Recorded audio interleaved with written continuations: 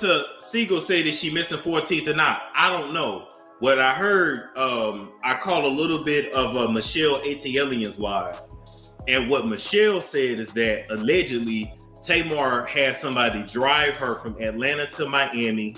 She got her teeth done and she came right back. Storm Monroe just went off on Tamar Braxton for dragging Funky Dineva into one of the messiest setups we've seen in a long time. Tamar's drama isn't just wild, it's straight up unpredictable. And this time, Funky got pulled right into the fire. Here's how it all went down. Tamar had the internet in shambles last week after she dropped a cryptic post that shook everybody. She claimed she woke up in a pool of blood, nose fractured, teeth missing, and said her whole outlook on life had changed forever. Fans went into panic mode, praying for her recovery. Her sisters got tagged nonstop, and gossip blogs went crazy covering every detail like it was a real-life crime scene. But then the internet locked its eyes on Funky Dineva. Why? Because he was the last one spotted with Tamar that night. Partying, sipping, and laughing like nothing was wrong. Then bam, Tamar's dramatic post hits Instagram and she disappears. She doesn't say a word for days, while Funky's name gets dragged through the mud. People were accusing him of everything. Did he spike her drink? Did he hit her? Did one of his people set her up? Funky was being painted like the villain in some Lifetime thriller while Tamar stayed completely silent. And then, here's where the stunt gets extra shady. After a full week of radio silence, Tamar pops back out, looking picture perfect. No scars, no missing teeth, no hospital gown. Instead, she's smiling, dancing, face flawless, teeth shining, starring in a glossy music video to promote her new EP. And who's standing right next to her in that video? None other than Funky Dineva, the same man who just spent a week getting roasted by the entire internet. Now tell me that ain't a setup. Funky had every right to be furious. Tamar's little almost died story had him looking guilty while she was quietly setting up a PR stunt to hype her new project. Storm Monroe saw through it immediately, and he's not letting her slide. Funky Dineva wasn't about to let this slide. He jumped on Instagram and made it crystal clear he felt completely used. Tamar's little attention stunt had him catching strays left and right while she sat back in silence, letting the internet chew him up like he was guilty of something. Funky said it himself. He was nothing but collateral damage in a cheap PR scheme. And honestly, who could blame him for being mad? And just when it couldn't get any messier, here comes Storm Monroe kicking the front door wide open. You know Storm's reputation. He doesn't tiptoe around the truth. He's been building his name in the YouTube gossip game for calling things exactly how they are, no matter who gets offended. Storm saw Tamar's stunt for what it was, saw Funky's name getting burned alive, and said what everybody else was too scared to say. This wasn't just tacky. It was straight-up betrayal. He dragged Tamar's move like only Storm can, putting it on blast that she let someone she calls family take bullets from the entire internet just so her little music rollout would feel extra spicy. Who does that? Who lets their so-called friend's reputation get trashed just for some clicks and streams? And that's the setup right here. Tamar wanted all eyes on her shiny new project, but what she sparked was way bigger than buzz. It was a full-on disaster. Funky was blindsided, fans were furious, and Storm Monroe was front and center calling her out for being dead wrong. Storm didn't mince words either. I told you yesterday you was gonna pay me for my pain. I told you yesterday you was gonna pay me for my pain. See, you the type of person, you ain't used to having nobody around you to meet you where you at, all right? I'm equally as crazy, I'm equally mentally and emotionally unstable as you are. All of this was supposed to be put to bed yesterday. He broke it down plain. Tamar wasn't being messy, she was being reckless. That cryptic "I almost died" post, with no context, no explanation, no receipts, Storm called it what it was: chaos bait. He said, when you drop something like that, you're not just asking for prayers, you're unleashing panic. Blogs went into overdrive, fans lost their minds, and since Funky was the last one seen with her, all fingers instantly pointed straight at him. Storm Monroe wasn't holding back, and according to him, Tamar's so-called silence wasn't mysterious at all. It was reckless. And here's where he really let her have it. The bigger betrayal wasn't even the stunt itself. It was the fact that Tamar never once stepped up to protect Funky Dineva when the internet was ripping him apart. Storm reminded everybody that real friendship means stepping in when someone's name is being dragged. One single post from Tamar, something as simple as, "Funky didn't harm me," could have shut down the circus instantly. But instead, she left him dangling in the fire. Storm said loud and clear, "That wasn't a slip, that was betrayal. Pure and simple." And child, he wasn't finished yet. He called out the rollout too. Tamar let that bloody "I almost died" story simmer for days, had the whole world praying for her recovery, and then popped back up out of nowhere. Face flawless, teeth intact, glowing in a slick new music video. And to make it extra messy, Funky Dineva was standing right there beside her in the promo like nothing ever happened. Storm said what everybody was thinking.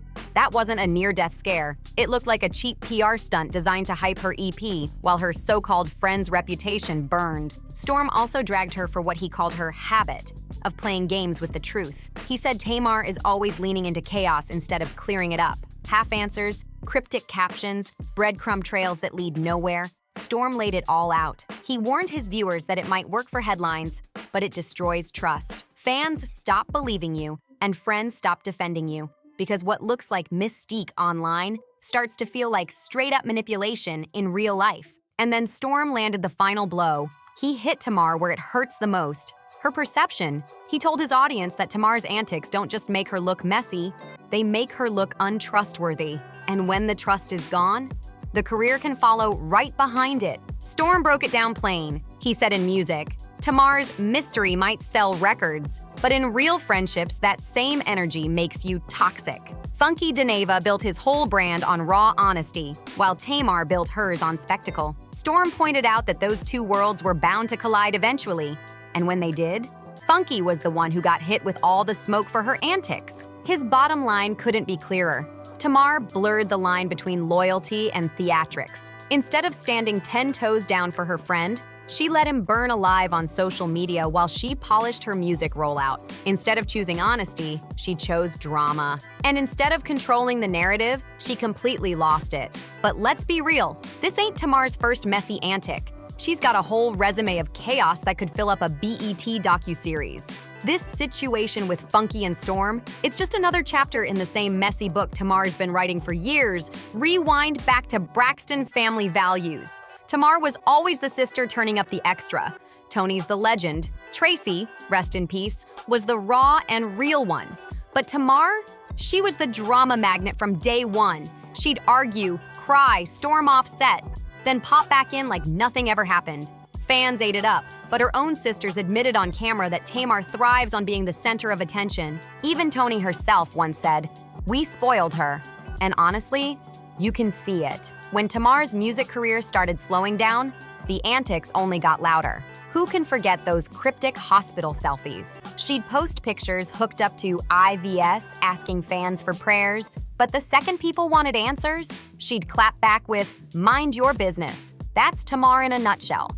Always dangling chaos like bait and leaving everyone else confused. Storm made sure to highlight that this funky situation wasn't an accident. It was the same old Tamar playbook. Attention first, clarity never. Storm called it for what it was. Tamar ran the same tired playbook she always does. Shock the people, stay vague, let the internet spiral, then pop back in when the buzz hits its peak. That formula has been Tamar's bread and butter for years. And let's not forget, her history of fallouts is long. Candy Burris said Tamar was difficult to work with. Producers have complained, background singers have clashed, even stylists have walked away. And most recently, she was shading her own sisters online like all those family therapy sessions never even happened. Tamar's pattern is crystal clear. She knows drama keeps her name trending, and she leans into it every single time. But now, let's flip it to Funky Dineva. Q isn't perfect.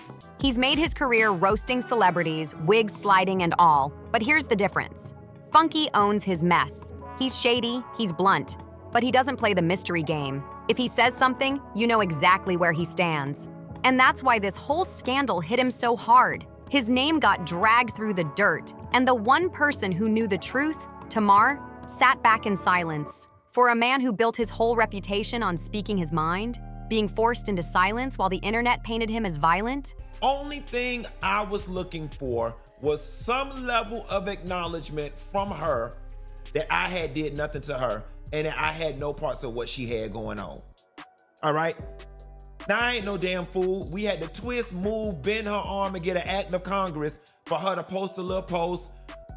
And the post read something to the effect of, no matter what he says, I love Funky Dineva. And if I would have known what was going on while I was recovering, I would have said. That was pure torture.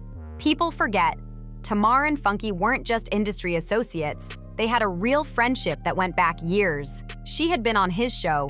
He defended her when other folks tried to drag her. And for all the shady jokes, there was genuine loyalty there. So when Tamar let the world assume he hurt her, that wasn't just messy. That was betrayal on a personal level. Storm spelled it out. The silence cut deeper than any clapback ever could. For Funky, the sting wasn't just about reputation. It was about loyalty. And Tamar shattered it for the sake of clicks. Funky Dineva might roast celebrities with wig sliding and a drink in hand, but one thing he's never done is build himself up by tearing down a friend. And that's exactly why this whole mess cut so deep. It wasn't just strangers dragging him. It was Tamar's silence that let those lies stick. In Funky's eyes, she didn't just let the streets come for him. She handed them the plate, fork, and knife. And the timing couldn't have been worse. Funky had just celebrated his birthday when Tamar's dramatic "I almost died" post went up. Instead of enjoying his weekend, he spent it dodging accusations, trying to prove he wasn't guilty of something that never even happened. Imagine that. Your own birthday turning into a public interrogation because your so-called friend refuses to clear the air. That irony wasn't lost on Funky, and it fueled the fire when he finally clapped back online. Fans noticed the shift too. Normally, Funky is the one accused of stirring the pot for attention. But this time, the roles were reversed. Funky looked hurt, blindsided, and armed with receipts, while Tamar looked like the shady one playing games. The dynamic flipped completely. Funky was the victim, and Tamar came off looking like the villain in her own storyline. And here's the kicker, before anyone pretends Tamar invented this messy little PR formula, let's be real. Celebrities have been pulling these kinds of stunts forever, dragging innocent people into chaos just to get headlines. But Tamar's case hit harder because she didn't just pick a random name. She picked someone who actually cared about her. Someone who defended her, stood by her, and called her friend. That's why fans said this one stung more than your average publicity ploy. Remember when Jussie Smollett claimed he was attacked in Chicago? The whole world went crazy. Celebrities rushing to his defense, fans crying out in outrage, the news cycle spinning nonstop. But then the story started falling apart. Receipts crumbled, details didn't add up, and suddenly Jussie was the one accused of staging the whole thing. And who got burned the worst? Not just him, but all the stars who vouched for him. Taraji, Lee Daniels, half of Hollywood, they had to swallow their words because they went too hard defending him before the truth came out. That's the same kind of heat Funky Dineva felt. Caught in the middle of Tamar's messy story with no control over the fallout and no way to defend himself until it was too late. He wasn't just dealing with strangers throwing shade, he was paying the price for standing too close to a friend who thrives on drama. And Tamar's little bloody floor story? It feels straight out of the Black China playbook. Y'all remember when China was in her wild phase? She pulled the hospital selfie trick so many times it became predictable. Random cryptic posts, vague health scares, all followed up with either a new product launch or an OnlyFans drop. It worked for clicks, but the people around her, Rob, Tokyo Tony, Tyga, they always ended up catching strays while China kept cashing in. Even Kanye West has mastered this formula. Every time he had an album dropping, chaos followed. Feuds with Jay-Z, beef with Pete Davidson, rants about Kim Kardashian. Every rollout came wrapped in drama. And while Kanye kept the spotlight blazing, the people he dragged into his storms, Taylor Swift, Wiz Khalifa, Amber Rose, they were left trying to clean up their reputations after being scorched by his fire. That's exactly why Storm Monroe had to call Tamar out. Because her messy little "I almost died" stunt wasn't some one-off slip.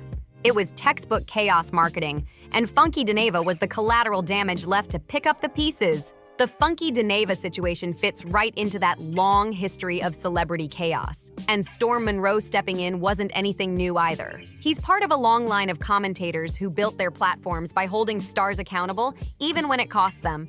Wendy Williams did it on daytime TV with her legendary shade. Charlemagne the God does it on the radio every morning. And Tasha K? She's done it on YouTube, sometimes pushing way too far. All of them have caught heat for being harsh, but they set the standard. The rule is simple. If you pull a messy stunt and people get hurt, somebody is gonna call The manager. Storm saw Tamar's bloody floor act, clocked it for exactly what it was, and decided to say the quiet part loud. So let's be clear, Tamar ain't the first to pull a PR stunt that blew up in her face, Funky ain't the first to end up as collateral damage, and Storm ain't the first commentator to be the voice saying enough is enough. But when you put all three of them together, you get the perfect storm, gossip, betrayal, and receipts that feel way too familiar in the world of celebrity antics. And here's the real question now. Will Tamar's legacy be remembered for her incredible voice or for her stunts? Because history shows, once people start seeing you as the drama, it gets harder and harder to convince them you're the victim. After Funky aired her out and Storm doubled down, Tamar tried to clean it up in classic Braxton style.